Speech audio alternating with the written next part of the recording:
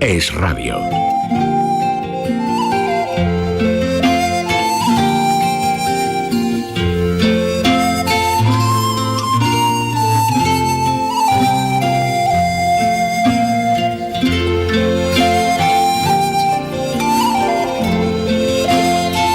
Bueno, Andrés, vamos a ver. Valle Inclán. Pues mira, es que la noticia es que se acaban de publicar las obras completas de Valle Inclán, 3 tomos, faltan 2 más en la Biblioteca Castro, y esto es un acontecimiento cultural importante. Se publicaron otra vez hace unos años en Espasa Calpe, Sí. que yo me acuerdo que Víctor de la Concha tuvo que luchar durante años, y eso la gente... En pequeñitos, en muchos tomos. No, primero primero en los tomos gordos y luego en pequeñitos. Sí, pero lo que la gente, en fin, no sabe, no tiene por qué saber. ¿Y por qué es tan complicado esto? ¿Por qué no ha habido más ediciones de obras completas? Pues por 2 motivos muy sencillos. Primero, la edición, fijar el texto de Valle Inclán es lo más complicado de toda la literatura española, porque él, la misma historia, la cambiaba 20 veces. O sea, es absolutamente enredoso, es una tela de Penélope, cambiaba, pues mira, una misma historia, por ejemplo, pues cuenta La niña Chole, que nos puede sonar, ¿no? Pues La niña Chole, que es una historia, un cuento independiente, luego pasa a un libro que se llama Femeninas, luego pasa a Sonata de Estío, luego pasa a Historias perversas, luego pasa a Historias de amor, o sea, 7 versiones distintas y va cambiando. Entonces, bueno, esto es peor que editar, no sé, a Horacio, es complicadísimo. Y luego hay otra cosa también, en fin, más pedestre, lo siento, pero la literatura es lo mismo, lo alto que lo bajo. No había manera de editar las obras completas de Valle Inclán, porque él tuvo la idea, buena o mala, de repartir los derechos entre toda su familia. Y con lo cual, como no se llevaban bien, pues no había manera de unificar los derechos. Eso es tan cierto que cuando yo hice la tesis de licenciatura, que le hice sobre las acotaciones de los esperpentos, porque lo que dice Andrés es que todo en Valle Inclán es un rompecabezas, todo. Pero no había manera, y de hecho había 2 tomos totalmente incompletos. Yo recuerdo en la biblioteca,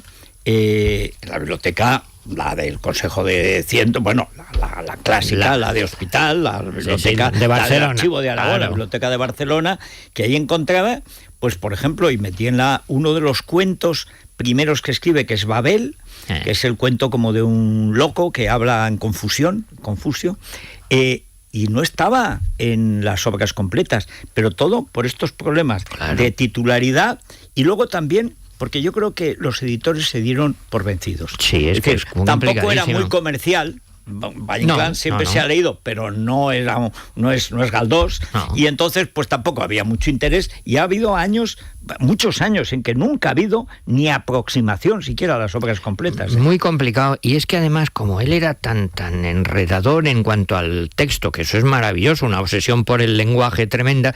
Mira, hay otra historia que yo cuento y que a mí me parece fantástico, pero en fin, complica las cosas mucho.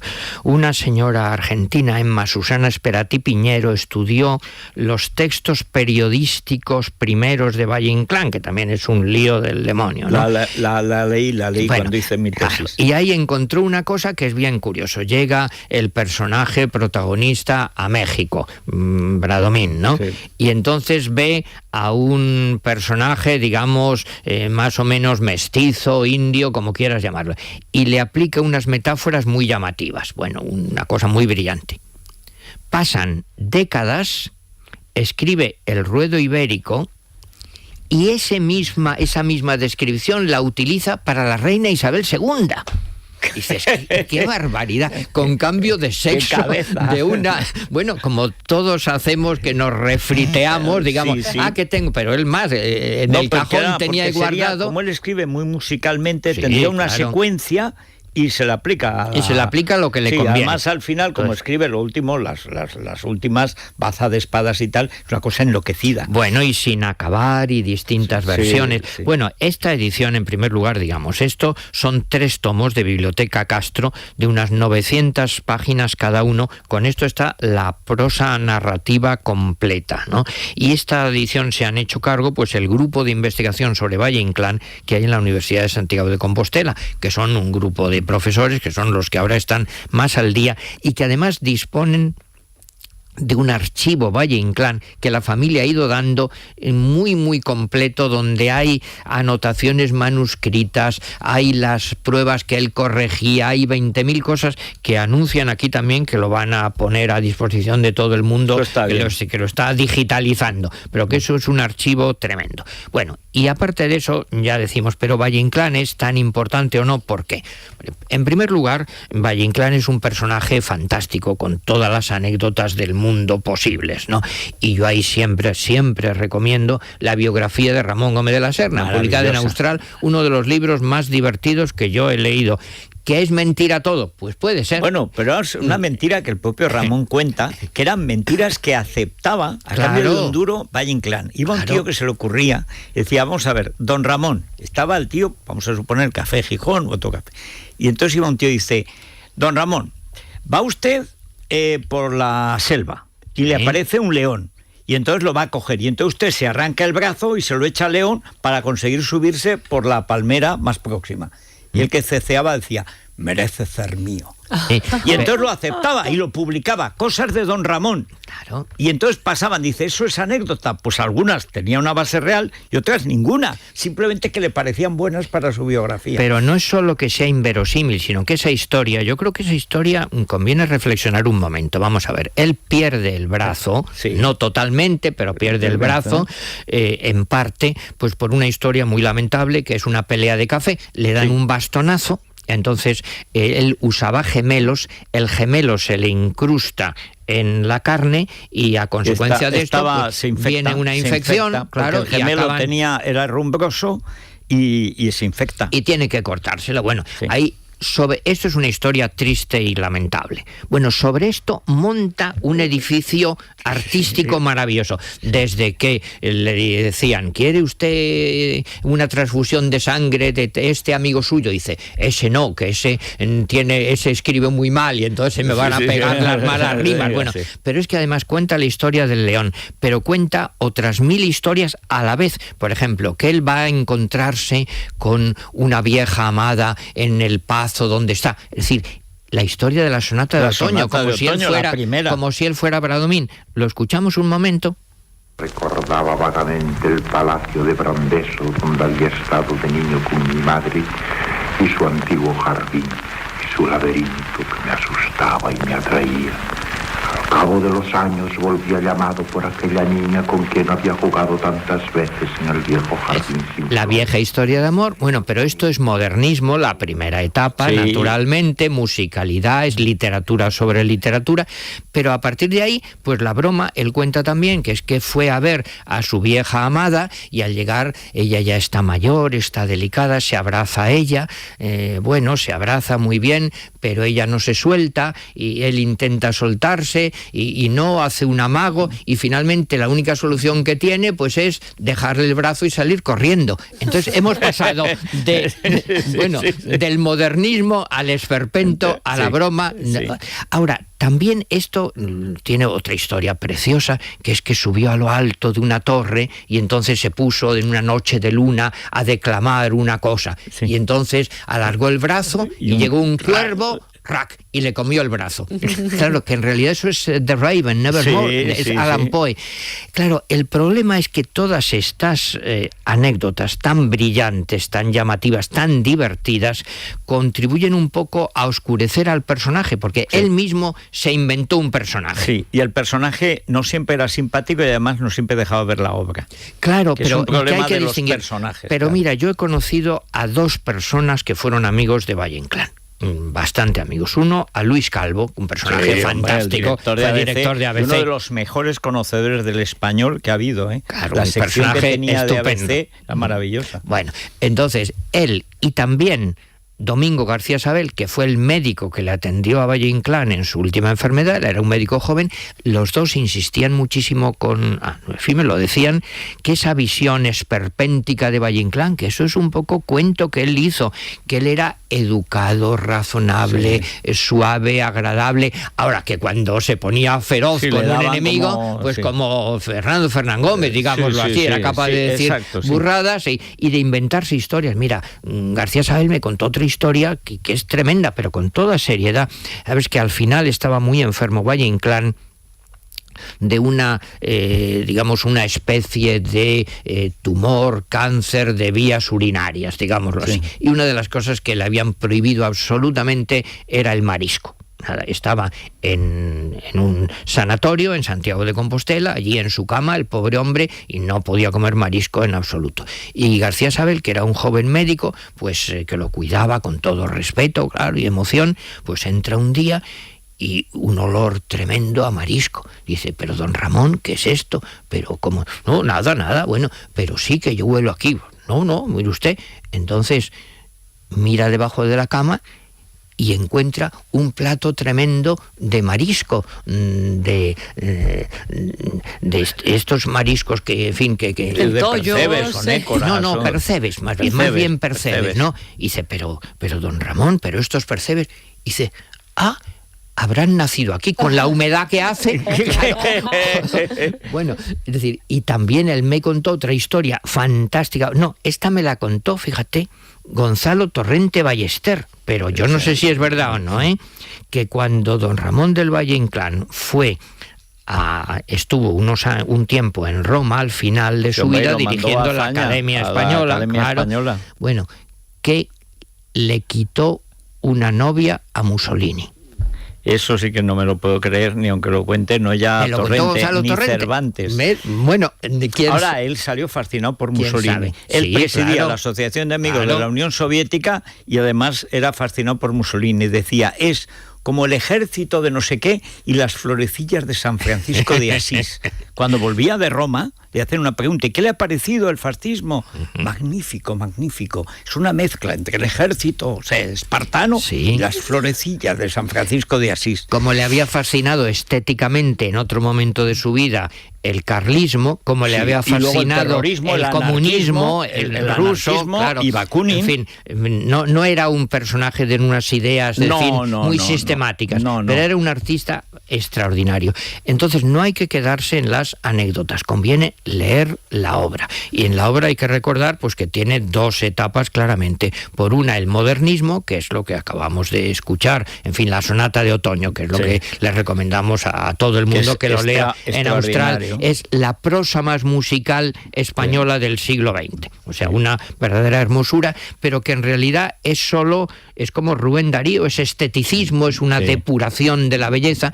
Y luego viene la segunda etapa tremenda, que es, claro, el esperpento. Y ahí que lean, si no han leído, pues por Dios, Luces de Bohemia, una de las obras más importantes de la literatura española del siglo XX, donde, entre otras, vamos a oír un momento, si te parece, una escena, aparece Max Estrella, el poeta ciego indignado porque le han detenido, borracho, y va a pelearse con el ministro. Y lo escuchamos a Paco Raval. Soy ciego. Me llaman poeta. Vivo de hacer versos y vivo miserable. ¿Estás pensando que soy un borracho? Afortunadamente, si no fuese un borracho, ya me habría pegado un tiro. Paco, tus sicarios no tienen derecho a escupirme y a bofetearme. Y vengo a pedir un castigo para esa turba de miserables y un desagravio a la diosa Minerva. Qué bien, qué bonito, ¿verdad? Y ahora el ministro en esta versión era Fernando Gómez, imagínate. Bueno, el esperpento, pues digamos... Bueno, el ministro que le quiere favorecer, lo han detenido borracho y entonces es el ministro del Interior, digamos, en la delega, donde acabó alguna vez don Ramón, y entonces él quiere... Inspirado en don Julio Burel, si no me equivoco. Sí, y además que decía, me gustaría hacer una revista, pero una revista, no sé, volutas, burbujas de champán, y el otro está diciendo una serie de atrocidades tremenda. Ese es un momento buenísimo. Bueno, si quieren saber lo que es el esperpento, yo siempre lo que recomiendo es que vayan a la calle del Gato. La calle del Gato, que así lo llamaban los madrileños, era la calle del poeta Juan Álvarez Gato, un poeta del siglo XV, que está justo enfrente del Teatro Español, en la Plaza de Santana. Se abre ese callejón, esa callecita, y ahí hay una taberna donde venden y dan unas estupendas patatas bravas. Y ahí, en esa taberna, en la puerta, había unos espejos cóncavos y convexos. los han vuelto a poner, no los originales, por supuesto, pero la gente puede ir allí a verlo. ¿Y qué es lo fundamental del espejo cóncavo y convexo?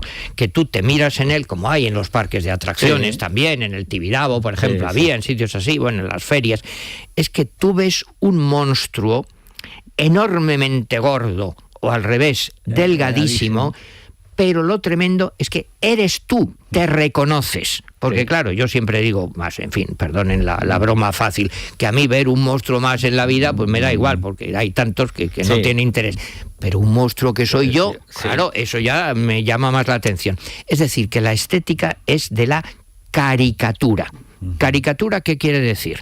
Exagerar rasgos que existen en la realidad, claro, porque si no, no tiene gracia ninguna. Es decir, algo que es verdad. Si yo veo a alguien, una caricatura de un señor con una nariz que mide 1 metro, bueno, yo sé que no hay nadie que tenga una nariz que mida 1 metro, pero sé que ese señor no es chato. Claro que no. Es un narizotas que se ha exagerado. Bueno, pues eso es el esperpento, una exageración de la realidad con una intención de crítica, y ahí viene, naturalmente, lo que dice Max Estrella.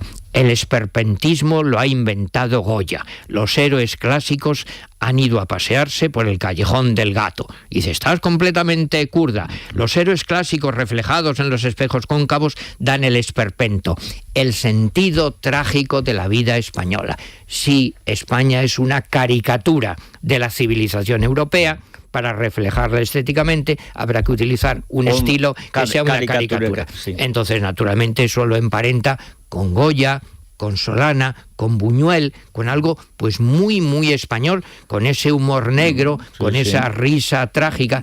Entonces, esto es una obra de arte extraordinaria, pero a la vez nos afecta. Claro que nos afecta.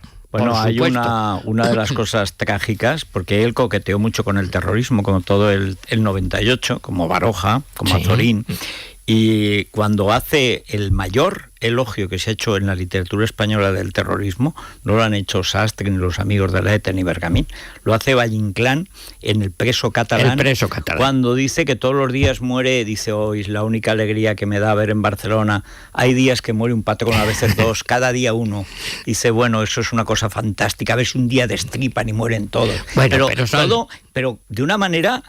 Además, escribe tan bien. Pero las exageraciones de Valle Inclán, porque también dice un personaje, algo que a mí me hace muchísima gracia, perdón, dice, ¿y cuál es la solución para España? La guillotina eléctrica en la Puerta del Sol. Pero vamos, eléctrica para que corte más cabezas, más rápido, cosa, ¿no? Cualquier cosa. Pero fíjate que también se ha dicho a veces, y ahora todavía lo repite alguien un poco ignorante, ¿no? Que lo de Valle Inclán es puro fuego de virutas, que no tiene sentimientos, que es puro juego. No. Hay un dolor de España muy profundo en el fondo. Y hay, mira, mi amigo Gonzalo Sobejano escribió un artículo fantástico sobre Luces de Bohemia diciendo que es elegía con L y sátira. Es decir, que hay sátira, hay crítica, hay caricatura, pero hay también dolor, angustia, sentimiento, y hay ese momento final en que matan a un chico y la madre aparece. La madre aparece, sí. Claro, es España. Es que eso es tremendo, eso es España. Hay un detalle estético, y es que cuando en el ataúd de pobre, cuando muere Max Estrella, hay un clavo que no... Bueno. Y entonces hay una luz que brilla en el clavo que lo tiene cerca de la sien. Ese detalle... Eso es de un genio. Un genio total, que tiene una base real, porque eso era un loco llamado Ernesto Barc. Bueno, eso lo ha estudiado, si les interesa, Zamora Vicente, en un libro que se llama La realidad esperpéntica. Todo tiene una base en la realidad, pero él lo transmuta, lo convierte en una obra de arte. Pero esa cosa, el brillo del clavo, que no ha clavado bien y que brilla al lado de la sien del muerto. Bueno, Tarantino hubiera matado por esa metáfora. Bueno, y esa cosa tan extraordinaria, esa escena que finalmente muere, bueno, y están todos los amigos allí en el ataúd, no sé qué, y llega un loco suelto y dice, ojo que a lo mejor no ha muerto. Y la portera dice, ¿cómo que no ha muerto? Ha muerto como mi abuelo. Dice, usted es diplomada por una universidad alemana, así que usted cállese, vamos a probar. Y entonces, claro, todo el mundo dice, bueno, ¿ha muerto? ¿No ha muerto? Míralo, también lo que te aseguro, dicho con toda sencillez, y acabo ya, pero yo he tenido que ver con algunos montajes de Valle-Inclán de teatro en París, en el Teatro de Europa, ¿no? Y allí claramente la gente se quedaba deslumbrada y decía, bueno, esto es, y no exagero, como Shakespeare, como el teatro del absurdo, que esperando a Godot, como la Biblia, es decir, las cosas más trágicas, profundas, más humanas, más reales. Y también hay, bueno, una anécdota, si quieres te cuento, el director del Teatro de Europa, que era el director del teatro de Milán, ¿no?, del Piccolo, Giorgio Strehler, que era el genio. Bueno, el más importante de los probablemente del siglo XX. Pues sí, pues mira, estábamos en un ensayo, hacía de Max Estrella José María Rodero. Bueno, y en el ensayo no había nadie de fuera, estaba Rodero, en fin, con su compañero, estábamos Lluís Pascual y yo. Lluís Pascual era el director, y entonces entró Strehler. Bueno, Strehler, que era un señor, en fin, guapísimo, pero así, el maestro, bueno, y se sentó allí tranquilamente delante de nosotros. Yo estaba detrás y claro, yo soy muy chismoso, me gusta siempre mirar a la gente, enterarme de los chismes, y todo lo que iba a decir Rodero lo decía antes Strehler de memoria. Es decir, que Strehler se sabía de memoria en castellano Luces de Bohemia, y eso te lo aseguro yo. Pues es ¿Qué personaje? Pues hay que, además que la Biblioteca Castro edita muy bien. Muy bien. Bueno, lleva ya, claro, creo que son 90 tomos más o menos de clásicos españoles. Hombre, hay un criterio discutible, que es que no pone notas, pone largas introducciones. Eso va, yo estoy a favor. Yo estoy en contra. Pero es discutible, reconozco que es discutible. Pero, en fin, que lean a Valle-Inclán, aquí tienen, si no sabían dónde, las obras completas de Valle-Inclán en Biblioteca Castro. Bueno, y Movistar. Fútbol, Federico, hoy recomiendan además. Y sigue habiendo series, por supuesto, por cierto, han estrenado otra victoria en Movistar. Esa no la he visto. Efectivamente, también una de las incluidas dentro de nuestra sección de los próximos minutos. Pero hoy, Atlético de Madrid, Las Palmas. Mañana también, a ver si gana el Atleti, Federico. Ya sabes que yo soy canaria vacacional, pero en este caso hay que estar con los que hay que estar. El Villarreal con la Real Sociedad mañana, también el Barça con el Atleti. Todo esto Movistar Plus, y es que está todo a nuestra disposición. Todo, más las series. Bueno, una pausa y vamos con las monarquías, las series de monarquías que están arrasando ahora en todo el mundo. Es la mañana de Federico, con Federico Jiménez Los Santos.